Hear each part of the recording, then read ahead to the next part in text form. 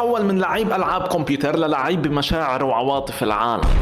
بالاول الكل اجى لعندي علاء الحق هايبر اكس، يا علاء الحق هايبر اكس، افتكرت حدا سرق لي ماوس الهايبر اكس، بس تبين لا، الشاب اسمه هايبر اكس. اكيد مش اسمه الشخصي هايبر اكس، ما حدا بيسمي حاله هايبر اكس، بس اسم قناته. الاسماء الغريبه هاي ما بسميها الا ايلون ماسك، مثل ما مسمي محطه الصواريخ سبيس اكس، وسمى ابنه اكس، وسمى تويتر اكس. والله العظيم هذا اللي شايفينه قدامكم اسم ابنه اكس اكس اكس اي تقول باسورد تليفون. ما بيأثر يا ابنه لايلون ماسك. قد ما كان اسمك صعب ما تنسى انه الله وفقك وكنت ابن إيلون ماسك، ابن أغنى رجل بالعالم. نعمة تحسد عليها مش من قبل الملايين، من قبل المليارات. ال 8 مليار على هالأرض بيحسدوك على هالخلفة. فهاي القناة اللي اسمها هايبر إكس يلي عليها 2,000,000 متابع تقريبا، نزلي بس 57 فيديو. بالمناسبة كمية الفيديوهات كتير قليلة بالنسبة للسبسكرايبرز، ما بيعرف إذا الزلمة شايل فيديوهات من عنده. وبالمناسبة فيديوهاته ناجحة، وشبهتها بفيديوهات دريم بس النسخة العربية على صعيد المحتوى العربي. أنا ما بعرف ليش دايما يوتيوبرية الماينكرافتات دايما بينتهي فيهم المطاف خرا،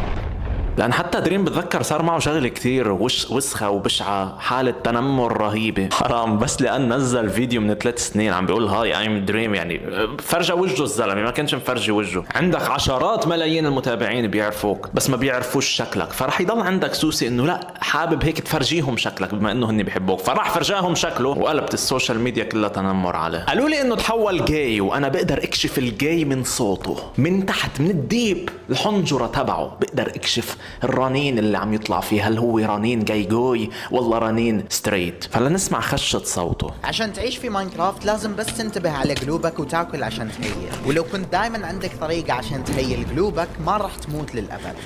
بس ايش لو قلوبك ما ترجع ابدا؟ جاي جاي جاي جاي جاي جاي عم بمزح خي، ما في منها هاي. اكيد ما بتقدر تعرف البني ادم اذا جاي او لا من صوت. هلا في اشخاص بيخلق عندهم خلل بالهرمونات فبيميلوا اكثر للانوثه فبيتحولوا لجيز، وبالمناسبه هدول غالبا بيكون صوتهم ناعم، فعشان هيك بتقدر تكشفهم انه والله هاد معه خلبطه بالهرمونات. بس حرام هدول بيخلقوا هيك، يعني كتير حرام تروح تتنمر على انسان الله خلقه هيك، لان it could be anyone. يمكن يكون ابنك اللي خلفته جديد عنده مشاكل بالهرمونات، الله يبعد الضربات والله يرزقكم الصحه والعافيه. اكيد على كل حال بالريكومنديشن بيج عندي قلبت انه هايبر صار ملحد بلس انه صار جاي، فالعالم قلبت كلها ضده بالتعليقات. اذا بتنزل تشوف التعليقات بتشوف المآسي، لان عن جد 15,000 تعليق. حرام قناة مثل هاي تتدمر. حملة سحب الدعم والغاء الاشتراك في قناة هايبر لا يشرفنا متابعة الشخص يسب العرب والمسلمين، قرابتنا فوق كل شيء. الله اكبر يا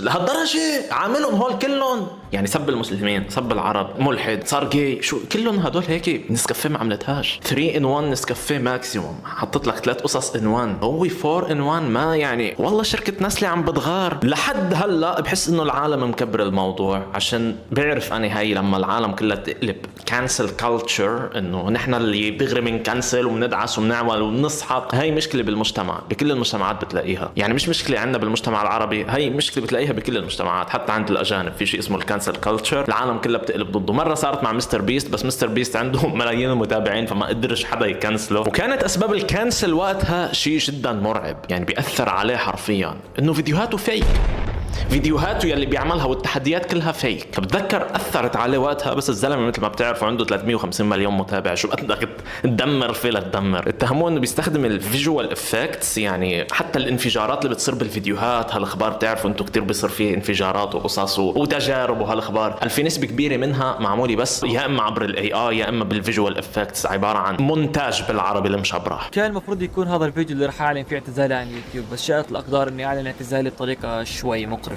اليوم رح نحكي عن هايبر، وراح اعطيكم قصه قصيره تساعدكم انكم تنقذوا اي شخص من معارفكم دخل بهاي التفاصيل.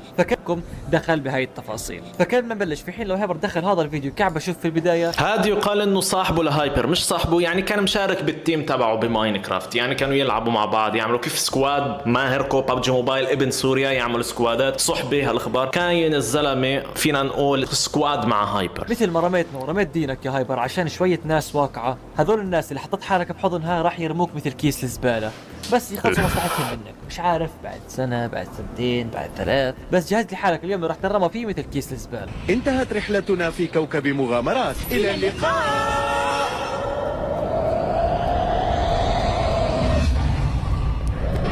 بصفتي بعرف هايبر. الملحد شلون يتخيل نهاية العالم؟ تخيل تحس حالك بلعبة يا زلمة. عن جد في ناس بتحس حالها بلعبة، هيك بتعتبر الكرة الأرضية عبارة عن لعبة، وإنه خلاص يلا متت باي باي يلا عالم تاني، او انه خلص اختفت. مريحين راسهم يعني من عذاب القبر، مريحين راسهم من يوم الحساب، مريحين راسهم من هالاخبار كلها. لحد الان ما بتفوت براسي انه في ناس حرفيا ما بتآمن بوجود اله، بوجود انه في شيء خلق هالارض كله، هالكون كله. بتخليني انصدم انه بالاخص انه في ملحدين ذكايا، يعني بتلاقي عباقرة وواصلين لاخر الدنيا، واصلين لهيك الاند اوف ذا لاين تبع على الدنيا، خاتمين كل شيء، اخر شيء بتساله شو دينك بيقول لك ملحد. يعني ذكي بس ملحد. ففكرة الالحاد منه غباء، يعني ممكن يكون ذكي الواحد وملحد. فشو بحس الملحد؟ والله مش عارف، ما بعرف. انا ولا مره فاتت براسي انه هالدنيا ما يكونش إلها اله. الفيزيكس عنا انه لكل فعل رد فعل، لكل شيء عم ينعمل، لكل شيء موجود له واجد. كيف بدها تزبط معك هالكون كله والسماوات السبع والنجوم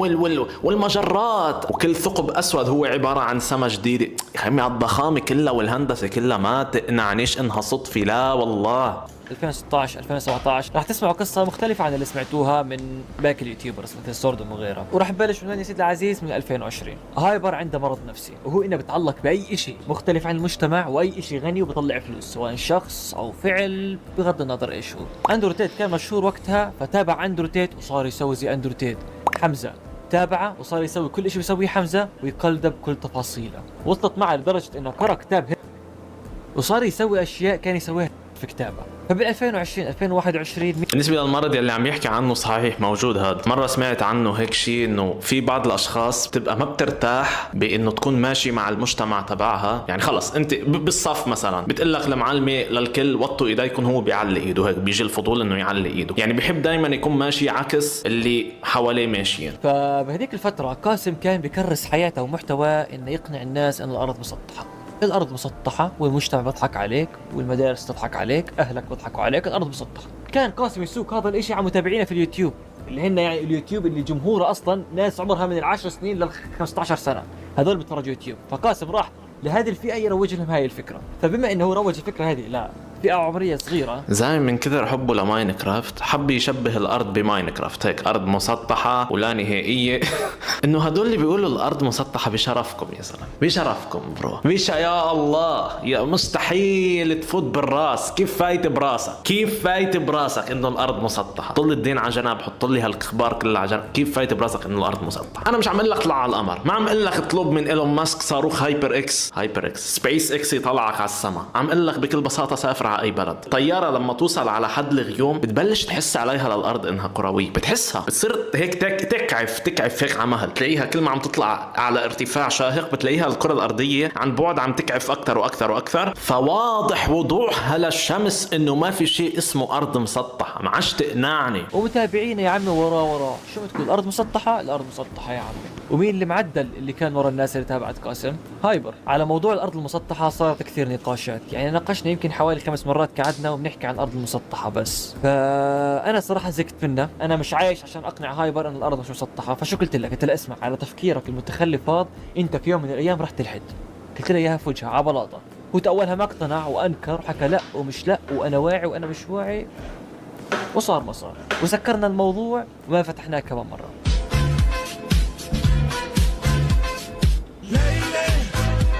الملحد العربي هو يحاول يقنعك بعدم وجود إله لأنه مش عارف يذنب راحته. الدكتور جيفري لانغ أسلم بعدما كان اسم كتابه صراعي مع الله. يا أخي الدنيا مش مريحة بلا الله، منا مريحة. تحس الدنيا فلتاني، بتحس الدنيا هيك ما في حق رح تاخده إذا تاكل حقك. أنا بحس لو كنت ملحد بتحول لسي جي.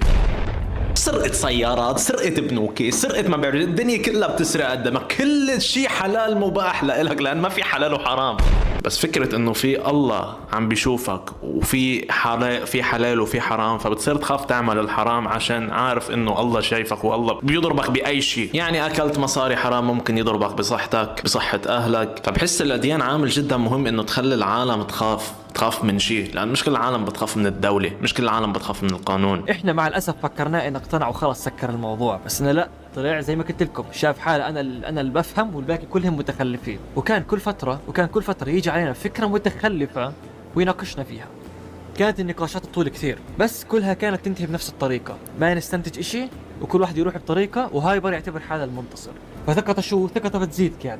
انا شو، انا خلص، انا الذكي، انا المختلف، جميع هذول متخلفين، انا نابغة هذا المجتمع. فكرة دائما اللي بصير يشكك بكل شيء بينتهي بالالحاد، دائما هذا اللي بيكون هيك بيمشي بينتهي بالالحاد. انا صرت شايف كذا حالي هيك للاسف، يعني بتلاقيهم بيصيروا مثلا الارض مسطحه، انت بدك تقنع على الارض كرويه، بتبلش هيك يعني بصير يسال حاله بهون يفوت حاله بهون اخش بصير يفوت حاله بالاديان ويلحد. وصلنا لشو يا سيدي العزيز؟ لسنه 2025 اللي هي السنه اللي اجى علينا وحكى لنا يا شباب انا ملحد. دخلنا بنقاشات طويلة، فبدي اختصر عليكم واحكي لكم من الاخر ان الاشي الوحيد اللي اختلف بحياته بعد ما الحد انه بطل يصلي، واي اشي حرام كان بنفسه يسويه صار يسويه. حتى لما تناقشه، لما كنا نناقشه كان يجيب اشياء من الفضاء العلماء سكروها في وجهه قبل 1400 سنة، بس هو لا، مصر ان الفضاء في اشي بيثبت ان الاسلام غلط، فانا خلص عشان الاسلام غلط انا بدي اصير اعمل كيت وما حدا يحكي معي انه انا يعني لا، بدي اعمل الحرام وانا مرتاح. هو ما حكى هيك حرفيا بالنقاش، بس ضمن الكلام معه انت هذا الاشي اللي راح تستنتجه. بني ادم متخلف بده يقنع حاله ان الاسلام غلط عشان يسوي اللي بده اياه، ويورينا انه هو الانسان المتحضر. بس هذا الحكي جميعه قبل ما يدخل الكيو اس ام بي اللي هو القشه اللي فرطت كل شيء.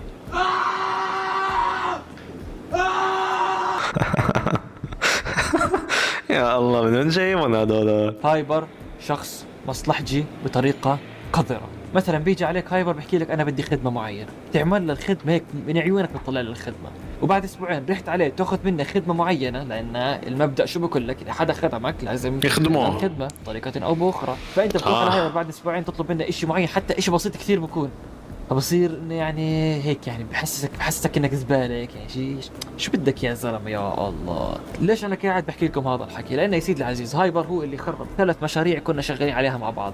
ال3 مشاريع اللي دخلنا هايبر فيها هو واحد من الاسباب الرئيسيه اللي خربهن ال3. بنكون ماشيين بالمشروع زي الفل، بلاقي مصلحه إله يعني ها احسن بشوي من المشروع شغالين عليه، برمي كل اشي بايده وبروح على المصلحه اللي لكاها. عمل هاي الحركه 3 مرات واحنا زي البهايم، يعني مش عارف ليش كنا نرجع كل مره ونسى، ليش ما بعرف. فنرجع للكيو اس ام بي. فايش هو الكيو اس ام بي؟ هذا يا سيدي العزيز سيرفر عالمي بضم يوتيوبرز ماينكرافت من كل انحاء العالم باختصار شديد.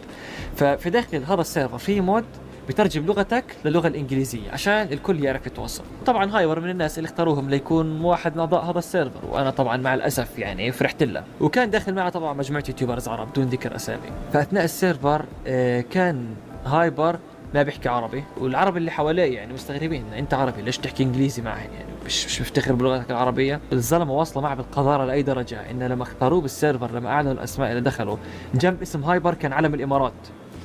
هو جزائري، فكرناه جلتش، بس بعد بحث واسئله لاكثر من شخص لا، هايبر هو اللي اختار علم الامارات، لان اصلا هوتا يعني شايف الجزائر شيء سيء انك توريه للاجانب، شايف اللي هو شايف الجزائر انها شيء قذر انك تطلع فيه عند الاجانب. اوهو شو في منهم هدول، هوهو يا ويلي يا ويلي. عندنا بلبنان في منهم كتير، تلاقيه حاط على صفحته بالانستا انه من اليو اي اي وهو مش شايف برج خليفه الا على التيك توك. دولة غنية، دولة فيها مصاري، عشان شو سمعتي ونظرة الاجانب علي تكون شو ان انا اماراتي، انا جاي I'm coming from Dubai, here is my Dubai chocolate.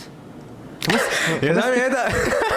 باين عليه شخصيته حلوه مسليه. فهم هاي النقطة، التوجه خلص كله بين. الزلمة قاعد بدور على أي فرصة عشان يتبرأ من نفسه العربية والمسلمة. فأهم نقطة بهذا السيرفر إنه بدعم الملونين بشكل قوي جدا ومباشر جدا وعنيف جدا. اعلام بكل مكان، في منتديات لدعم الملونين ما بعرف تفاصيلها، بس اللي بعرفه انه في دعم قوي للملونين بهذا السيرفر العالمي. فانت كشخص عشان تصير ضمن هذا المجتمع المتحضر بين قوسين لازم انك تنسلخ من ثقافتك وقيمك ولغتك وتبدا تنزل تلعق احذيه الملونين. وما ننسى التغريده العظيمه اللي اعلن فيها انه صار ملحد رسميا.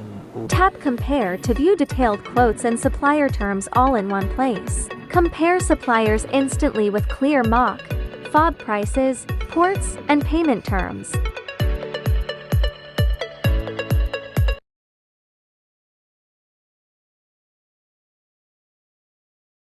اتفقنا أنا والسعودية أن نسترجع حقول الغاز من إيران، لكن العراق رفض مشاركة تحالفنا. وعندما هاجمنا إيران وجدنا الجيش العراقي والكويتي والإيراني في انتظارنا، وكان بينهم تحالف سري. خسرنا جيشنا بسبب خدعة إيران، لكننا سنقضي عليهم في المرة القادمة. تحدي الملوك، نصر أو صراع حتى النهاية.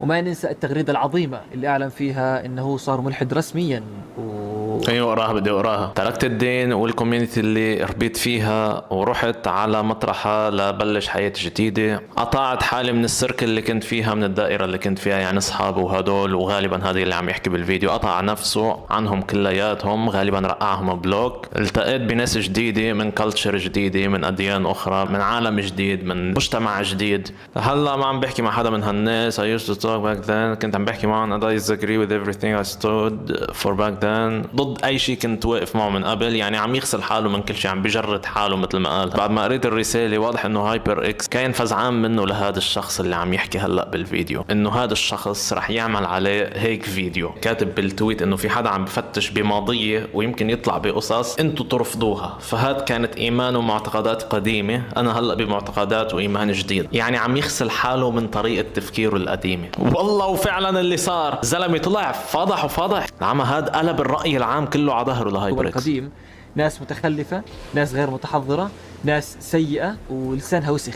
بس لا، انت بدك لسان نظيف بلعق أحذية الملونين يا استاذ هايبر. انت بدكش لسان نظيف على الثقافة الإسلامية. قصد الزلمه بحب ياكل اشياء اخرى، خلاص رح تنعى قلبه يروح ياكل اشياء اخرى.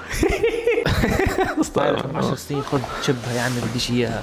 يعني جد في شيء غريب، يعني هايبر شخص مريض مرض مزمن. هل الشخص المريض المرض مزمن بروح يعمل هيك؟ المريض بمرض مزمن وكان حيموت اكثر من مره بسبب المريض مرض مزمن، هيك بيسوي في دينه وفي حياته وفي حاله؟ هل هذا الاشي اللي راح يفيدك اذا متت في يوم من الايام؟ يعني مش عارف، يعني انا مش عارف شو وجهة نظرك للممات يعني، بس انه يعني اكيد مش راح تشوف $1,000,000 جنبك في القبر يعني. لا يا عمي، انا الشغله انا مش مؤمن فيها. انت شخص سيء، فزي ما حكيت لكم يا شباب كان المفروض يكون هذا الفيديو اللي بعلن فيه اعتزالي، لكن مع الاسف راح اعلن اعتزالي بعد ما كبينا العشاء من الاخر. انا ليش بدك تعتزل يا زلمه؟ انا برايي انه اللي بيمشي بهالشكل وبيغسل حاله من قيمه ومن بيجرد حاله من مجتمعه وخلص، يعني بكب مجتمعه على جنب وبكب دينه على جنب، انت بس عباره عن مثير للشفقه. يعني لا بنظر اللي كنت قاعد معهم رح تكون شيء، رح يعتبروك ولا شيء. حتى اللي انت عم تروح لعندهم ما رح تكون هالشيء، رح تكون هيك نوب. والكانسل كلتشر برا اقوى بكثير عنا من الدول العربيه. يعني عندنا بالعالم العربي العالم تتحمل بعضها شوي، برا اي غلطه بيطيروك برا. بعدك بالعشرينات يا زلمه دمرت قناتك ودمرت كل شيء بنيته. ليش؟ شو حرام؟ ليش عملت بحالك هيك؟ بس هيك تصبحوا